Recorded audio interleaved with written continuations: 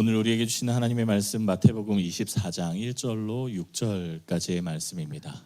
마태복음 24장 1절로 6절까지의 말씀인데요.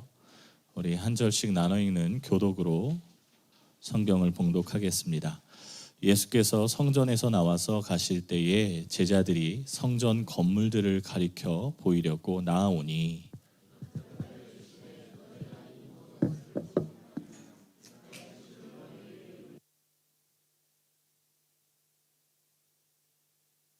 예수께서 감람산 위에 앉으셨을 때에 제자들이 조용히 와서 이르되 우리에게 이르소서 어느 때에 이런 일이 있겠사오며 또 주의 임하심과 세상 끝에는 무슨 징조가 있사오리이까.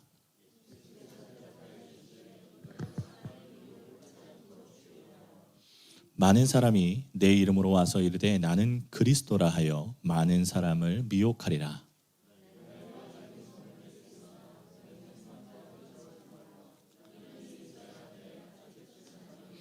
아멘. 여러분 성경에는 총 66권의 성경이 한 권으로 묶여 있죠. 그리고 여러분 그 많은 성경은 다 한 절 한 절로 쪼개져 있습니다. 여러분 근데 그거 아십니까? 그 성경을 이렇게 쪼갠 사람이 누군 줄 아십니까? 이렇게 성경을 이렇게 쪼개 한 절 한 절 다 나눴던 사람이 영적인 사람도 아니고요. 또 우리가 흔히 얘기하는 70인역의 그 성경학자들도 아닙니다. 누가 쪼갰냐면 인쇄업자가 쪼갰습니다. 왜 그렇게 쪼갰냐? 본인이 인쇄하기 편하게 쪼갠 겁니다. 그래서 여러분들이 읽으시는 성경에 나는 오늘 1장 읽어야지, 2장 읽어야지 이렇게 읽으시다가 가끔씩 이렇게 오류를 발견하는 때가 왜 그러느냐? 왜냐하면 그 1장과 2장이 이어져 있어야만 이해가 되는 성경임에도 불구하고 그게 임의로 쪼개놨기 때문에 우리가 이렇게 쪼개서 읽는 그런 생각에 이것과 이것은 다른 이야기구나 라고 오해하는 경우가 종종 생깁니다. 오늘 말씀이 아주 그런 대표적인 구절입니다. 원래 마태복음 23장, 24장, 25장은 한 장으로 묶였어야만 하는 성경입니다. 그런데 오늘 그렇게 23, 24, 25 이렇게 쪼개놓은 겁니다. 오늘 그중에 우리가 아주 일부만 읽었습니다. 사실은 오늘 24장의 배경은 꼭 23장을 알아야만 가능한 성경입니다. 예수님께서 23장에 화 있을진저라고 7번이나 말씀하시면서 누구에 대한 책망을 이어가시느냐? 바리새인과 서기관과 대제사장에 대한 책망을 하십니다. 그게 왜 그러한 책망을 하셨냐? 원래는 유대인들에게 하나님께서 말씀을 허락하여 주시지 않으셨습니까? 말씀을 허락하여 주신 이유는 사명 때문이었습니다. 너가 하나님의 나라가 돼서 그리스도인이 돼서 하나님의 백성이 돼서 너를 통하여 하나님을 다른 민족에 알게 하라는 사명을 주셨는데 바리새인과 서기관과 대제사장 그러니까 유대인들을 통칭하는 것이죠. 유대인들이 자기만 하나님의 백성이고 이 말씀은 우리 족속만의 것이고 이 말씀은 이방인들에게 퍼져나가면 안 된다라는 생각을 갖고 있었기 때문에 하나님이 원하시는 사명을 이들이 감당하지 않았던 것이죠. 오늘 이 배경을 가지고 24장을 읽으셔야 하는 이유가 뭐냐면 오늘 예수님께서 성전이 무너질 것이라는 예언을 하십니다. 성전을 사실은 예수님께서 왜 무너지는 예언을 하시냐? 더 이상 성전이 성전 역할을 하지 못할 것이라는 예언을 하셨던 겁니다. 유대인들이 성전에서 열심히 예배했죠. 열심히 말씀을 읽었습니다. 그런데 이방인들이 찾아오지 못했습니다. 이건 이제 이후에 더 많이 말씀드릴 때가 있을 것 같고요. 그래서 예수님께서 이 성전에 대한 허무심을 말씀하십니다. 그런데 오늘 제자가 그런 것도 모르고 예수님께서 이 성전에서 같이 이제 나오고 있는데 그 중에 한 제자가 예수님께 이렇게 말씀합니다. 예수님이 성전 좀 보세요. 오늘 말씀엔 제대로 기록되지 않았지만 마가복음 또 다른 복음서에는 이 구절을 굉장히 자세히 기록하고 있습니다. 예수님이 성전 좀 보세요. 이 성전 굉장히 멋있죠? 굉장히 화려하죠? 그렇게 예수님께 묻습니다. 그렇게 묻는 이유에 대해서는 잘 알지 못하지만 어쨌든 이 성전에 대한 아주 멋있고 위대함을 보여주고 싶었던 겁니다. 자, 지금으로 말하면 이런 겁니다. 예수님, 우리 교회 참 멋있죠. 우리 교회요 50억 들여주셨어요. 우리 교회요 지금 이 벽 좀 보세요. 이 엄청나게 멋있죠. 이거요 이스라엘에서 공수해온 화강암으로 붙인 거예요. 그렇게 예수님 앞에 자랑했던 겁니다. 여러분, 제자가 뭐 예수님께 왜 그렇게 했는지에 대한 의도는 알지 못하지만 어쨌든 예수님께서 이러한 제자들의 질문에 이게 시작이 되어서 점점 커지는데 그게 어디까지 가느냐? 이 땅의 마지막 종말까지 예수님께서 말씀하십니다. 자, 여러분 24장에는요 예수님께서 두 가지 종말을 이야기하십니다. 첫 번째 1, 2절에 말씀하시는 이스라엘의 종말을 말씀하세요. 여러분 1, 2절의 말씀에 보시면 이런 구절이 있습니다. 예수께서 함께 볼까요? 자, 예수께서 성전에서 나와서 가실 때 제자들이 성전 건물들을 가리켜 보이려고 나아오니 대답하여 이르시되 너희가 이 모든 것을 보지 못하느냐? 내가 진실로 너희에게 이르노니 돌 하나도 돌 위에 남지 않고 다 무너지리라. 그런데 여러분 이 말은요 유대인에게 절대로 이해되지 않는 말입니다. 아니 개념조차 없는 말이에요. 왜냐? 여러분 이 말은요 결국 성전이 무너질 것이라는 말은 이스라엘이 흔적조차 없이 사라질 거라는 예수님의 말씀이거든요.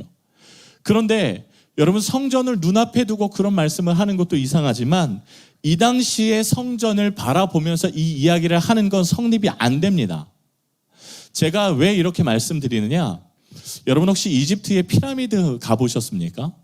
네, 가보신 분 계실 겁니다. 저도 가봤거든요. 그런데 여러분 피라미드를 멀리서 보면 이렇게 삼각형으로 참 그 피라미드 스핑크스 이렇게 하나 아무튼 이렇게 막 쭉 있습니다. 그러면 이렇게 조그만 삼각형 막 여러 개 있고 저거 멋있긴 하다 그렇게 생각했다가 가까이 가봤는데요 깜짝 놀랐습니다. 여러분 그 돌멩이 하나가 얼마나 큰지 제가 이렇게 그냥 올라갈 수 있는 수준이 아니더라고요. 돌 하나가 2m 정도 되는 수준입니다. 근데 이 2m짜리의 직사각형의 돌을 몇천 개를 몇 단으로 쌓아 올려서 만든 피라미드. 그거 아십니까? 여러분 성전이요 사용했던 돌멩이의 크기가 이 피라미드에서 사용한 돌멩이의 크기의 6배입니다. 그러니까 길이가 10m, 이 정사각형의 돌멩이를 바닥에 쭉 깝니다. 그리고 그 위에 성전을 세웠던 거예요. 이 돌멩이 하나를 조각해서 현지에서 가지고 왔는데 돌멩이만 공수하는데 8년이 걸린 건물입니다. 그러니 여러분 10m짜리 지금 아파트 3층 높이 아닙니까? 3층 높이의 돌멩이 하나에 돌멩이가 또 쌓여지고 또 쌓여지고 또 쌓여진 그 건물이 돌 위에 돌이 안 남는다? 이건 사람의 손으로 할 수 있는 일이 아닌 거거든요. 그런데 예수님께서 지금 그렇게 말씀하셨던 겁니다. 축구장 8개의 면적의 큰 성전에 그 큰 돌멩이에 그 화려한 성전이 한순간에 무너진다? 이스라엘 사람들에겐 이해하기도 힘들고 불가능하다라고 생각되어지는 이야기였습니다. 어쨌든 예수님께서 그렇게 말씀하셨고 이스라엘은 예수님의 말씀대로 종말을 맞이합니다. AD 70년 로마가 쳐들어와서 돌 위에 돌 하나도 안 남는 사건이 일어나죠. 자, 이것은 여러분 이스라엘의 종말, 첫 번째 예수님께서 말씀하신 종말이었습니다. 그러나 예수님께서 계속 이어서 이야기하시는 건 제자들이 또 묻습니다. 제자들은 아무래도 첫 번째 예수님께서 말씀하신 종말이 세상의 끝이라고 생각했던 것 같습니다. 왜냐? 그럴 리가 없었으니까요. 사람의 손으로 돌 위에 돌을 없앤다라는 건 불가능했다라고 생각했기 때문에 이렇게 일어나는 게 이 세상에 완전히 끝이 되는 순간이구나 하고 오해하고 있었던 거라고 생각이 됩니다. 그리고 계속 묻습니다. 3절의 말씀에 보니까 감람산 위에 앉으셨을 때 제자들이 나와서 묻습니다. 마지막 때에 무슨 징조가 있겠습니까? 그 끝날에 과연 어떠한 일이 일어나겠습니까?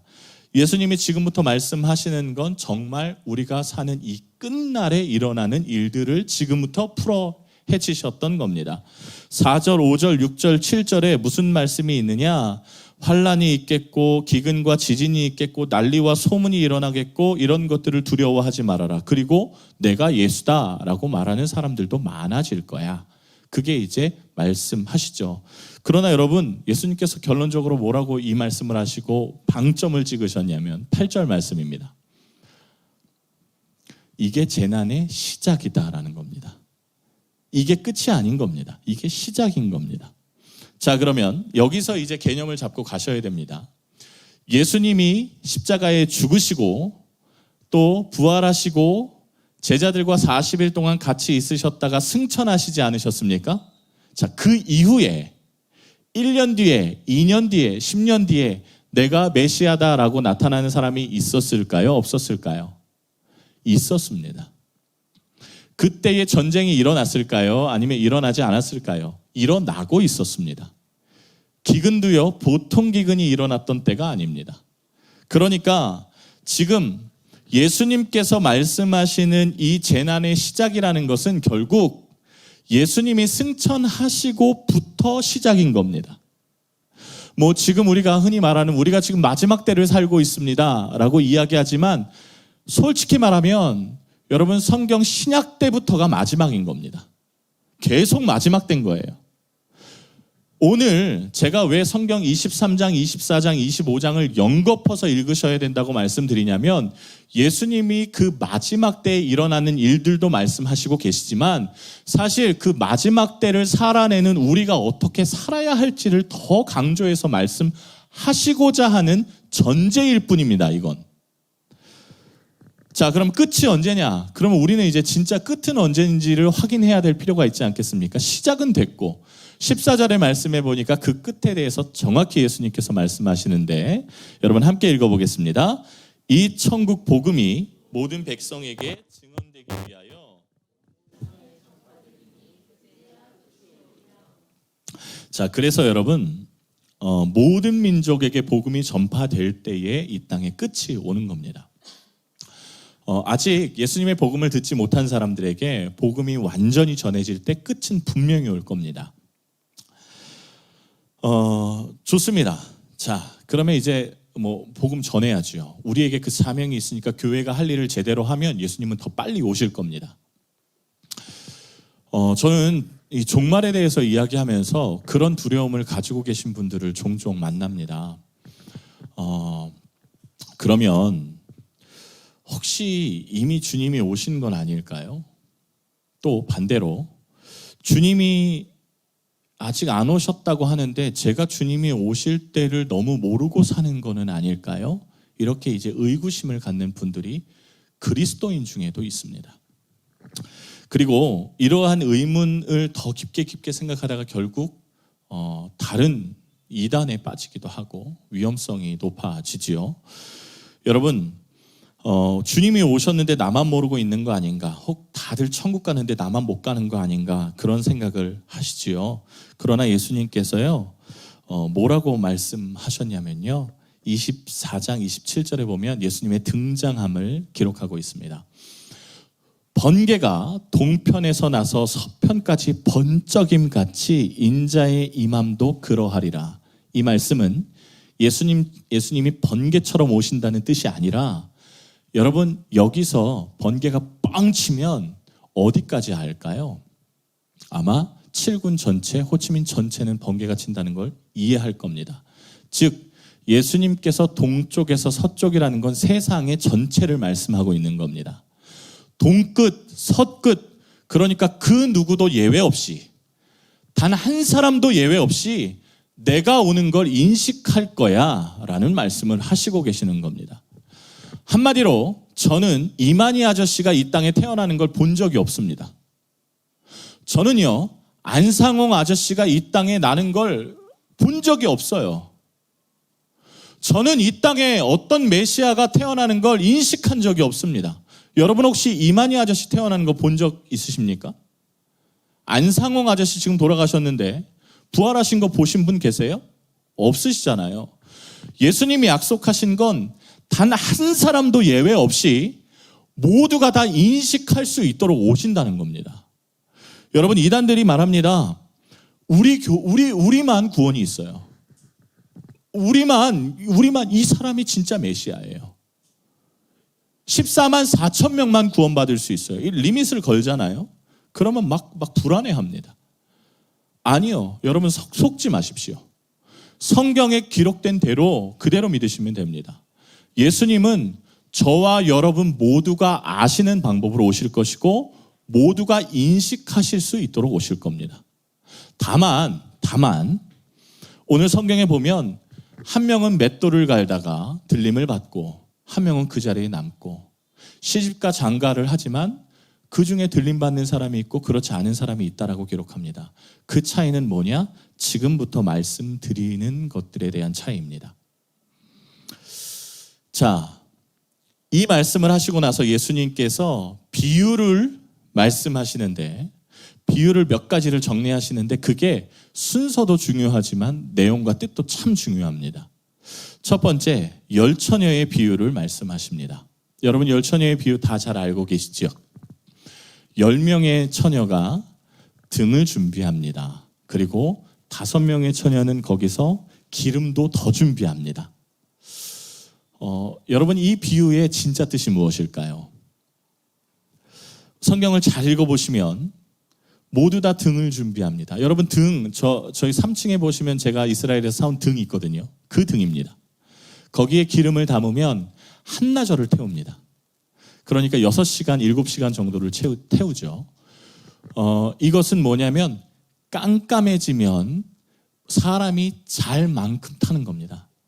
깜깜해지면 책을 읽고 놀고 하는 정도까지는 이 불을 태울 수가 있습니다. 그러나 기름을 더 보충하지 않으면 절대 해 뜰 때까지는 유지할 수 없습니다. 자, 이 말뜻이 무엇이냐 한번 보실까요? 오늘 마태복음 24장 42절 그리고 44절의 말씀입니다. 우리 같이 한번 읽어봤으면 좋겠습니다. 그러므로 깨어있으라. 어느 날에 너희 주가 임할지는 너희가 알지 못함이니라.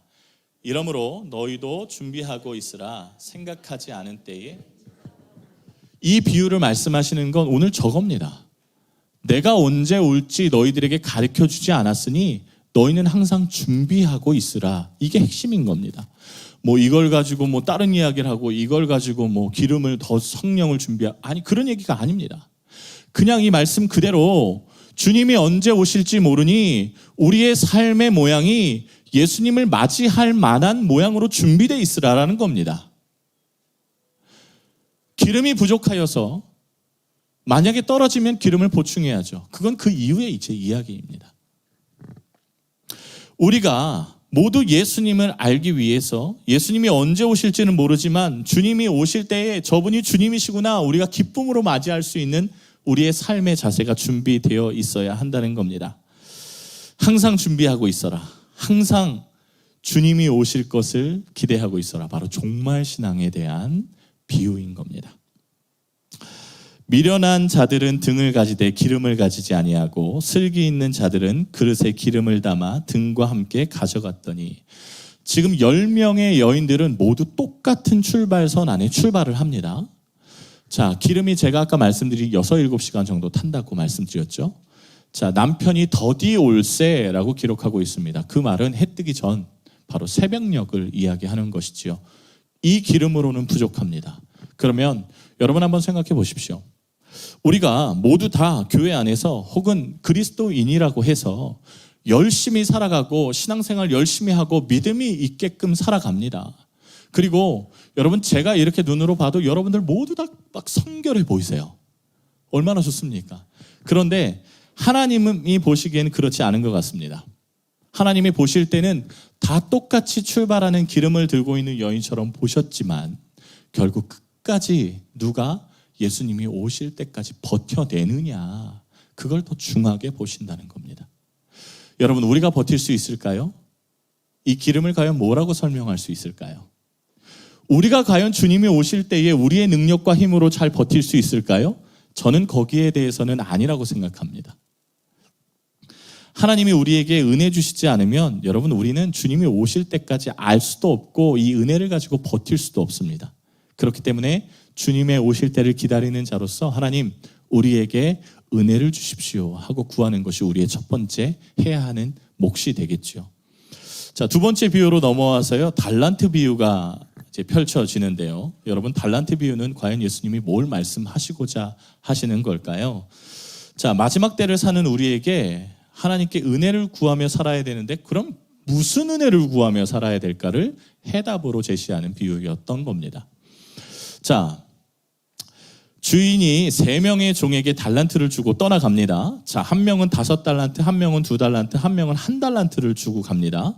자, 성경에 각 종에게 공평히 맡긴 것이 아닌 차등을 두어서 맡겨주셨습니다. 차등을 뒀죠. 5달란트, 2달란트, 1달란트는 굉장한 차이입니다. 지금 1달란트의 가치는 여러분 8억입니다. 8억. 저번에도 말씀드렸죠. 여러분 다들 이 정도는 있으시니까 크게 놀라지 않으시는데요. 예, 뭐 다들 8억 정도는 다 있으시잖아요. 그죠? 여러분 5달란트 맡은 자는 40억을 주신 겁니다. 그냥 이렇게. 자, 그런데 여러분 사실은 우리가 이 숫자에 굉장히 많이 집중하다 보니까 진짜 중요한 걸 잊어버릴 때가 있습니다. 예수님께서 5달란트, 2달란트, 1달란트를 주셨지만 그 주신 것이 조건은 아니고요. 왜 그렇게 주셨는지에 대한 이유가 성경에 기록되어 있습니다. 성경을 잘 보시면 각각 그 재능대로 주셨다라고 기록합니다. 15절의 말씀에 보면 기록되어 있거든요. 각각 그 재능대로. 한마디로 윤상철 목사가 받아야 되는 거는 1달란트 정도밖에 안 되니까 너는 최대한 받을 수 있는 게 그거밖에 없어. 그러니까 넌 1달란트 받아. 우리 문대기 장로님은 5달란트 받을 만한 그릇이대. 5달란트 받아. 우리 유 목사님은 2달란트 받을 그릇이대. 2달란트 받아. 한마디로 하나님께서 보시는 시각은 그 사람이 받을 만한 총수를 주신 겁니다. 다 주신 거예요. 넉넉히 주신 겁니다. 자, 그러니까 1달란트나 2달란트나 5달란트나 다 같다고 보시는 게 맞습니다. 이 시선은. 자, 두 번째. 자, 이렇게 하나님께서 주셨다는 것, 이 비유로 과연 다 주셨는데 과연 뭘 해야 될까가 더 중요한 건 아니겠습니까? 오늘 5달란트나 2달란트 받은 자에게 초점이 주목되어 있는 것이 아니라 사실 이 비유는 1달란트 받은 자에게 초점이 가 있습니다. 왜냐?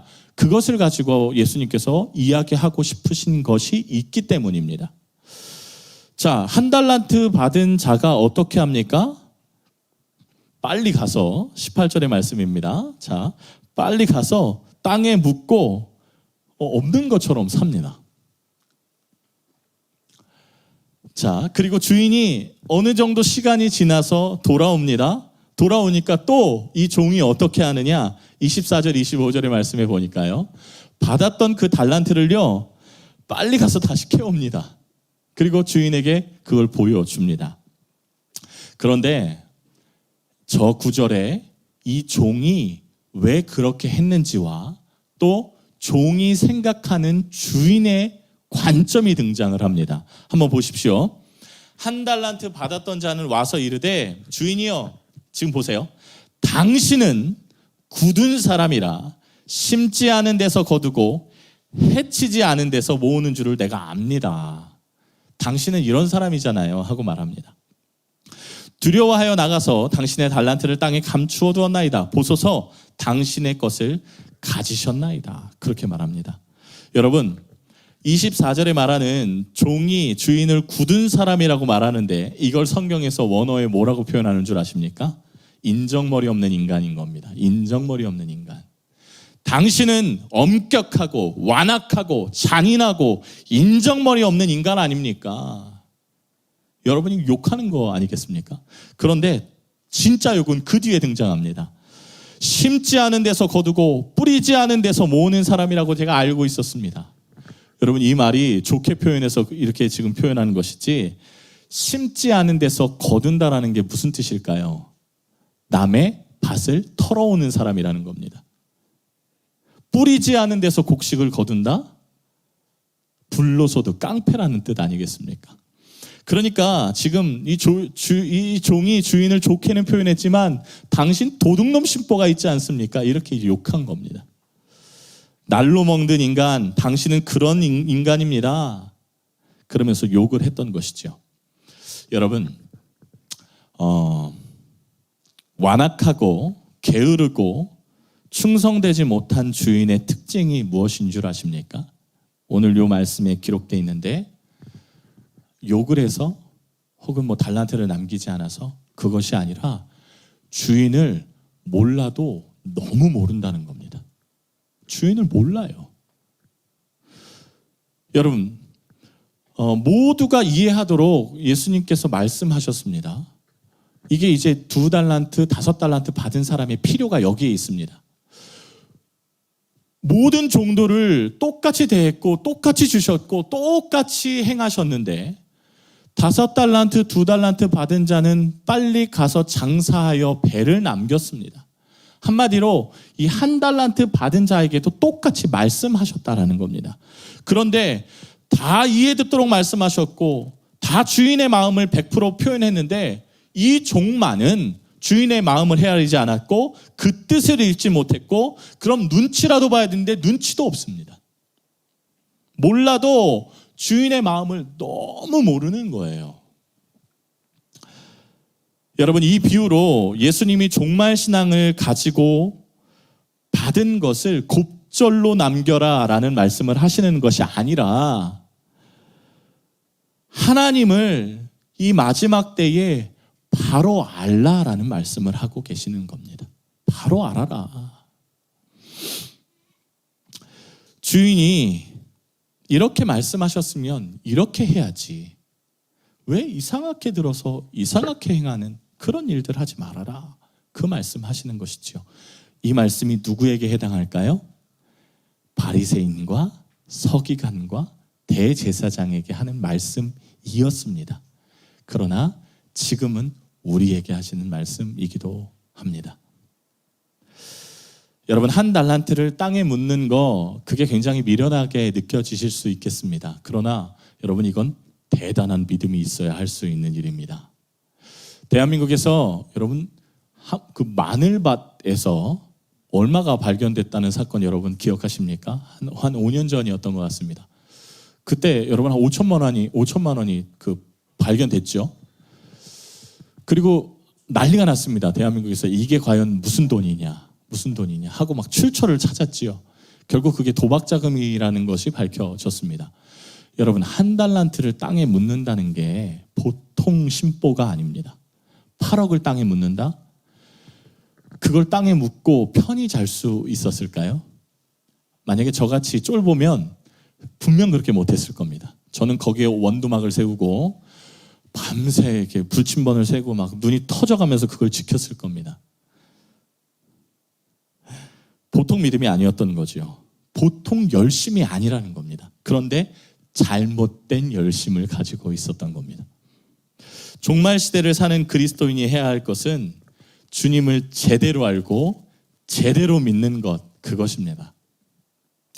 여러분, 더 기가 막힌 건 주인을 모르는 종의 특징이 나타나는데 하나 더 있는데요. 오늘 27절의 말씀 한번 띄워줄래요? 자, 우리 함께 다시 읽어보겠습니다. 그러면 내가 마땅히 내 돈을 취하리니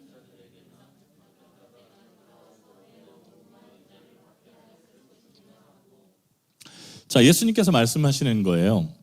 그러면 너가 나를 이자놀이하는 도둑놈처럼 밖에 생각 안 했다면 너가 알고 있는 만큼은 해야 되지 않느냐라는 말씀을 하셨어요. 너가 나를 심지 않은 데서 거두는 그런 도둑놈처럼 생각했다면 적어도 은행 이자라도 받게 하는 게 맞지 않느냐. 그런데 너 왜 그것마저도 하지 않았냐? 오늘 그 말씀하십니다. 여러분, 악하고 게으른 종은요, 잘못 알고 있는 것도 안 하는 인간들입니다. 마지막 때를 사는 우리에게 예수님께서 성경 박사가 되라고 말씀하지 않으십니다. 다들 뭐 성경을 막 백독해라. 여러분, 그렇게 말씀하셨으면 뭐 천국 가실 분이 아마 몇 분 안 계시지 않을까요?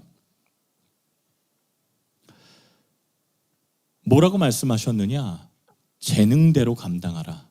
재능대로 준 만큼만 해. 그게 예수님의 말씀이셨습니다. 여러분에게 무엇을 주셨습니까? 여러분에게 과연 하나님께서 어떤 사명을 주셨습니까? 어떤 마음을 주셨어요? 여러분에게 분명히 하나님께서 감동으로 주셨고 또 혹은 부족한 종을 통해서 말씀하시기도 하셨을 거고 또 여러분이 사람과의 만남으로 그리스도인들 간의 교제 가운데 또 선한 양심으로 수많은 방법들로 여러분에게 사명을 분명히 말씀하셨을 텐데 그 말씀하신 것도 잘못 듣고 또 잘못 들었어도 그것마저 안 하는 신앙으로 살지 말라고 오늘 말씀하시고 계십니다. 사랑하는 여러분, 우리가 솔직히 어떻게 살아야 하는지는 유치원에서 다 배웁니다. 그렇지 않습니까? 초등학교에서 다 배웁니다.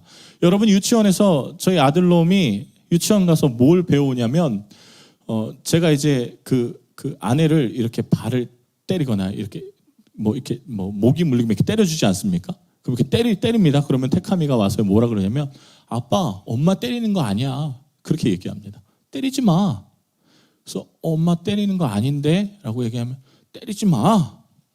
그렇게 얘기해요. 유치원에서 배웠대요. 때리면 안 된다고. 유치원에서 거짓말 하지 말라고 배운답니다. 유치원에서요, 교통질서 잘 지키라고 배우고요. 또 여러분 유치원에서 뭐 배웁니까? 밥 잘 먹고 부모님 말씀 잘 들으라고 배웁니다. 여러분 솔직히 말하면 대학 가서 이런 거 배우지 않으시잖아요. 하지만 사회를 살아감에 있어서 더 결정적인 걸 배우는 건 유치원과 초등학교에서 이미 다 배우죠. 이게 얼마나 기본적인 겁니까? 그런데 이것만 잘 지켜도 여러분 아마 지금보다 훨씬 더 좋은 사회가 됐을 거라고 확신이 듭니다. 거짓말하지 않아도, 서로를 때리지 않아도, 서로를 사랑만 해도 여러분 지금보다는 훨씬 더 좋은 세상이 되지 않았을까요? 이 말 뜻이 무엇이냐? 우리가 배운 것, 지켜야 할 것, 알고 있는 걸 행하지 않았기 때문에 지금 이렇게 됐다라는 것이죠.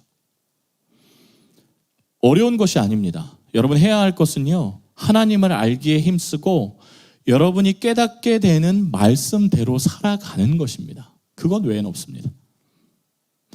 여러분, 우리 교회가 오늘 1주년이 되었습니다. 작년에 이맘때에 예배를 드렸죠. 그리고 고민을 해봅니다. 우리가 과연 하나님께서 원하시는 걸음을 잘 걸어왔는가? 그리고 앞으로 그 걸음을 어떻게 하면 걸어갈 수 있는가? 10년이 돼도 100주년이 돼도 똑같습니다. 주님만 잘 따라가면 됩니다. 주님 말씀하신 거 그대로 지키기만 하면 됩니다. 다른 게 전혀 없더라고요. 교회는 주님 아는 만큼 주님이 원하시는 것만큼만 하면 됩니다. 여러분도 마찬가지입니다. 여러분 주님 아시는 것만큼 열심히 주님 앞에 다가가십시오. 다만 주님을 모르신다면 여러분 주님 알기 위해서 힘쓰셔야 됩니다. 우리가 잘못 알고 있다면 제대로 알기 위해서 힘쓰셔야 돼요. 성경 앞에 쓰시고요. 기도의 자리에 나오셔야 되는 게 그 중에 하나이겠죠. 성경을 읽으면 하나님을 알게 되고요. 기도를 하면 하나님의 마음을 주십니다. 솔직히 말하면 이게 왕도입니다. 성경에 막 좋은 책을 막 찾아보고, 신앙서적을 더 찾아보고, 여러분, 목사들의 이런 설교를 더 많이 찾아보셔도 성경 한 구절을 이길 수가 없습니다. 성경 앞에 쓰시고 기도 앞에 쓰시는 여러분들 되시면 좋겠습니다.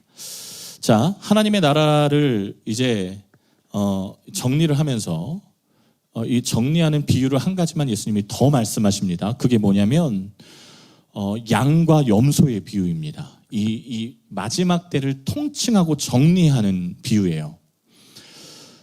양과 염소, 양을 오른쪽에 염소를 왼편에 두는데요. 25장 34절의 말씀에 그때의 임금이 그 오른편에 있는 자들에게 이르시되 내 아버지께 복을 받을 자들이여 나와 창세로부터 너희를 위하여 예비된 나라를 상속받으리라. 이거 천국 말씀하시는 겁니다.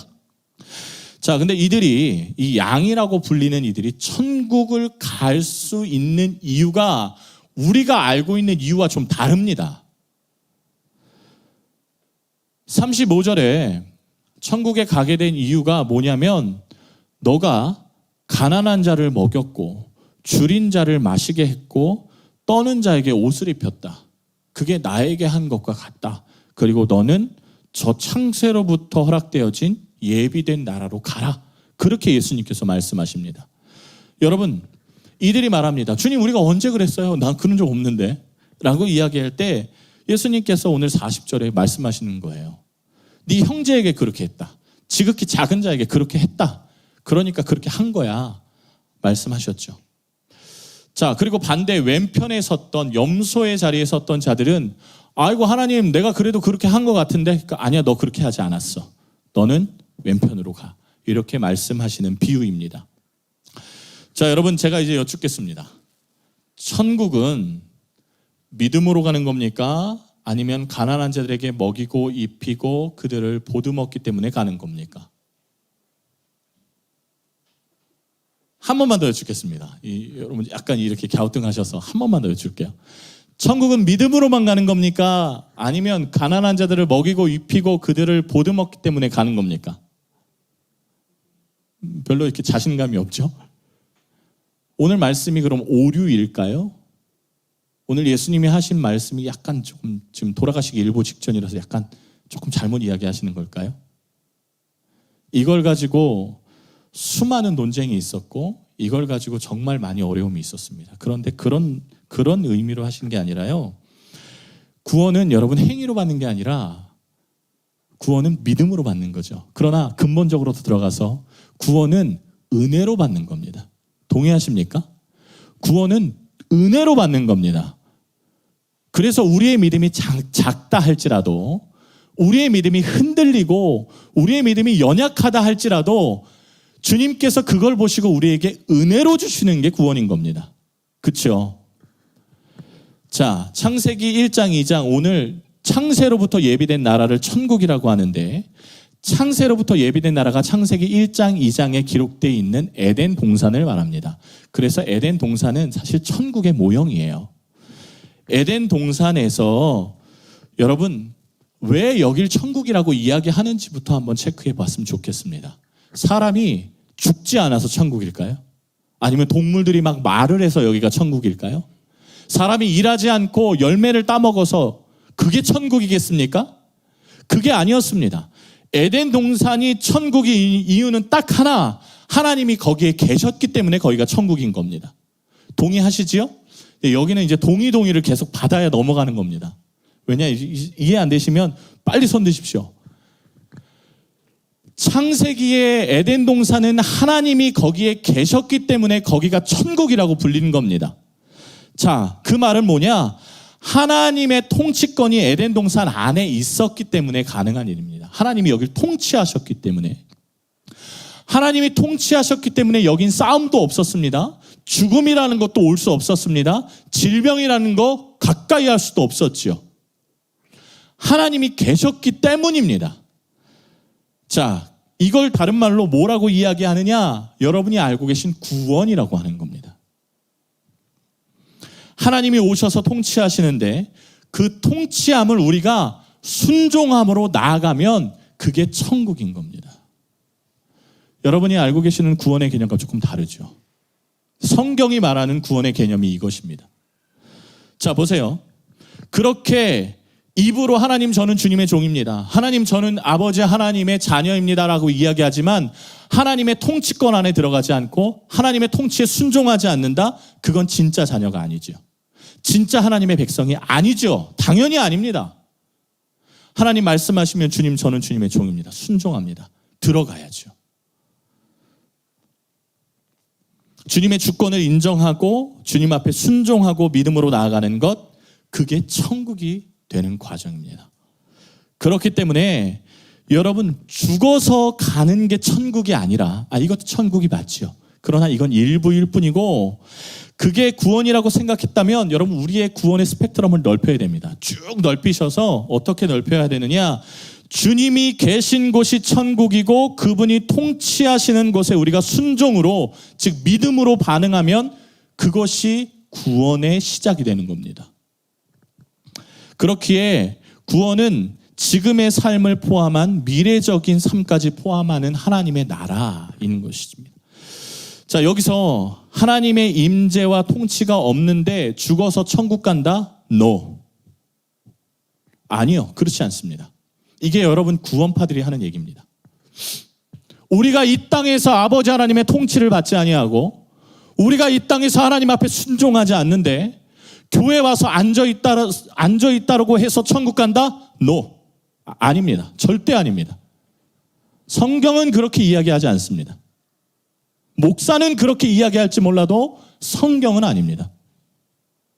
혹 우리가 이 땅에서 하나님의 통치와 아버지 하나님의 평안을 누리지 못하고 사는데 이 상태로 죽어서 천국 간다? No. 아닙니다. 이 말 뜻은 무엇이냐? 여기서 천국의 삶을 살아야 죽어서도 천국 가는 겁니다. 여러분 여기에 동의하십니까? 만약에 동의가 안 되시면 언제든지 저에게 찾아오십시오. 이게 천국의 개념입니다. 여러분 이거 참 중요합니다. 세상 사람들은요 자살을 합니다. 왜요? 죽으면 끝나는 거라고 생각합니다. 도피처라고 생각하는 거죠. 여기서 자유해질 수 있다라고 생각하죠. 그러나 그렇지 않습니다. 여기서 사는 것만큼 천국 가서 사는 겁니다.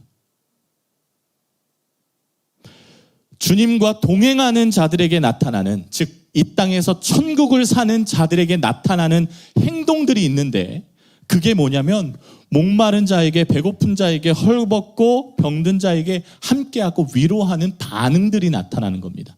그래서 오늘 마태복음에 단편적으로 그 이야기를 하고 있는 것뿐이에요. 왜냐하면 아까 말씀드렸죠. 바리새인과 서기관과 대제사장이 이걸 안 했기 때문입니다. 너희들 그렇게 하나님의 말씀을 받은 자라고 생각하지만 니들이 천국을 갈 거라고 생각하지 마. 너희의 삶이 천국에 사는 삶처럼 살지 않았기 때문에 천국에 갈 거라고 생각하지 마. 오늘 예수님이 그 말씀 하시고 계시는 겁니다.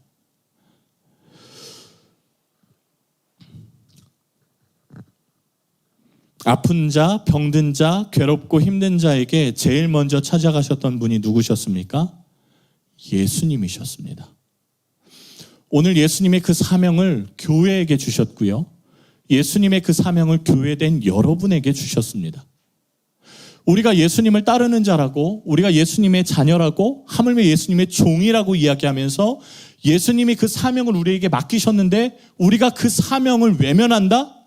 그건 우리가 예수님의 종이다라는 확증이 서지를 않습니다. 여러분 한국 사람을 외국인들이 뭐라고 부르죠? 코리안이라고 부릅니다. 코리아하고 플러스해서 AN 해서 그를 코리안, 한국 사람이라고 하지 않습니까? 여러분 그리스도인을 영어로 뭐라고 합니까? 크리스천이라고 합니다. 마찬가지 아니겠습니까? 그리스도인이지 않습니까? 여러분 한국 사람은요, 한국에서 태어나서 그것은 자신의 선택은 아닙니다. 그러나 이들이 크면 한국이 자신의 국가인지를 선택할 수 있습니다. 여러분 다 알고 계시죠? 내가 대한민국 국민으로 태어나는 건 선택의 문제가 아니지만 그러나 대한민국 국민으로 살 것이냐를 선택할 수 있는 선택의 문제가 됩니다. 즉 대한민국 국민으로 살 것을 결정했다면 우리가 대한민국의 법을 지키며 살아야 하고 대한민국의 법을 지키며 살면 대한민국 국민으로서 보호를 받고 혜택을 받습니다. 여러분 그리스도인도 똑같습니다. 우리가 그리스도인으로 살기를 결정을 하면 우리에게 그리스도인답게 살아야 되는 법이 생깁니다. 그게 하나님의 법입니다. 그리고 하나님의 법대로 살면 하나님의 백성으로서의 은혜가 주어집니다. 이게 하나님의 통치이고요. 자, 정리해 보겠습니다. 이제 마태복음 23장, 24장, 25장을 정리해 보자면 이 땅을 사는 하나님의 백성으로 살 것이라고 결정했다면 여러분 우리가 해야 될 것은 다른 것이 아니라 하나님을 바로 알기로 부단히 힘쓰는 것. 그게 우리의 의무입니다. 또 그 하나님의 뜻을 알게 되었다면 그 뜻에 따라 살아가는 것, 그게 우리의 할 일입니다. 그러면 그렇게 아버지 하나님의 뜻에 따라 우리의 삶을 바꾸고 우리를 조율해 나가는 과정이 비록 힘들지만 그렇게 살아나가는 자에게 허락되어진 은혜가 바로 하나님의 동행하심입니다. 아까 말씀드렸듯이 하나님의 동행하심은 이 땅에서 천국으로 살 수 있는 능력입니다. 그리고 죽어서도 천국에서 살 수 있는 은혜이고요. 여러분, 말씀대로 우리는 주님이 언제 오실지 모르지만 주님이 오실 것을 준비하며 사는 자가 되어야만 합니다. 그래서 여러분, 그렇게 주님 앞에 나아가고 부단히 힘쓰고 왕 되신 주님 앞에 예배하고 기도하는 것이죠. 오늘 말씀이 조금 어려우셨을 줄 압니다. 그러나 여러분, 이건 굉장히 쉬운 공식과 같습니다. 이 땅에서 주님의 백성으로 살아나가는 것, 그냥 주님의 말씀대로 살아나가는 것, 참 어렵지 않은데 살아나가는 게 어려운 것이지요. 그러나 주님 앞에 구하십시오. 주님, 제가 주님의 뜻대로 살고 싶습니다. 아버지 하나님의 은혜, 천국의 은혜를 경험하고 싶습니다. 그렇게 주님 앞에 구하는 자에게 분명히 아버지 하나님의 백성답게 살 능력과 천국에서 사는 기쁨을 허락하여 주실 것입니다. 기도하겠습니다. 이 시간 우리 함께 그냥 통성으로 기도하겠습니다.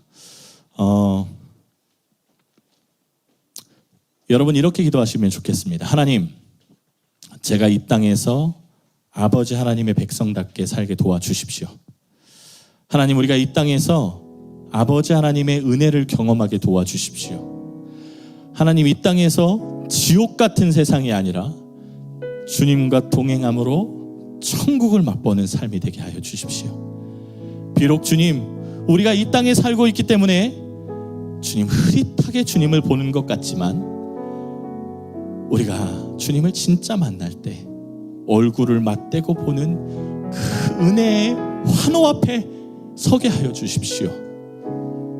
비록 주님, 우리가 지금 연약하지만 그때를 고대하며 살게 하여 주십시오.